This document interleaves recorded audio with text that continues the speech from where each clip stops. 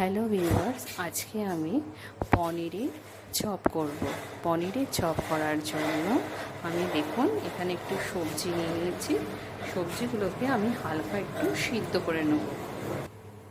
দেখুন সবজিগুলোকে আমি সিদ্ধ বসিয়ে দিয়েছি, আর দেবো এর মধ্যে একটু লবণ। দেখুন আমি পনির নিয়ে নিয়েছি। এরপর এই যে হালকা সিদ্ধ করা সবজিগুলো আমি এর মধ্যে দিয়ে দিলাম। জিরে, কালো জিরে, আমি দেবো এতে কসুরি মেথি পাতা, একটু দিলাম জিরের গুঁড়ো, এরপর দেবো এতে একটু বেসন, আর দেবো একটু লবণ দিয়ে এটাকে আমি ভালোভাবে মেখে নেব। এরপর দেব সামান্য একটু চিনি, সব শেষে আমি দিয়ে নেবো একটু জোয়ান। দেখুন পনিরটা মাখা হয়ে গিয়েছে। কাঁচা লঙ্কা কুচি, আর দিলাম একটু গরম মশলা। দেখুন পনিরগুলোকে এরকম করে নিতে হবে, নিয়ে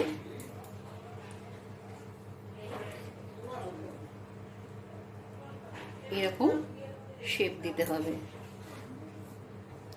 দেখুন পনিরগুলোকে আমি এভাবে রেডি করে নিয়েছি। একটা বাটির মধ্যে আমি কর্নফ্লাওয়ার নিয়ে নিয়েছি, আর ওতে দেব 1 চামচ বেসন, আর দেব সামান্য একটু জল, আর দেব একটু লবণ।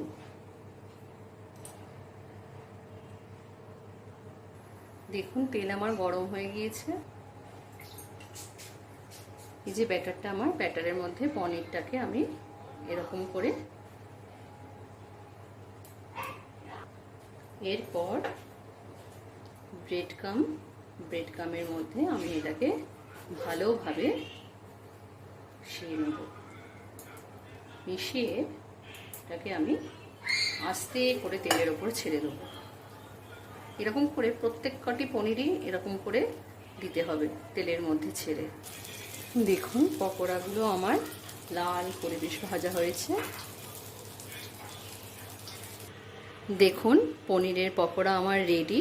আপনারা প্রত্যেকে বাড়িতে বানাবেন, বানিয়ে খেয়ে বলবেন কেমন হয়েছে, এবং ভালো লাগলে চ্যানেলটাকে লাইক এবং সাবস্ক্রাইব করে দেবেন। আমি আমার ব্লগ আজকে এখানেই শেষ করলাম।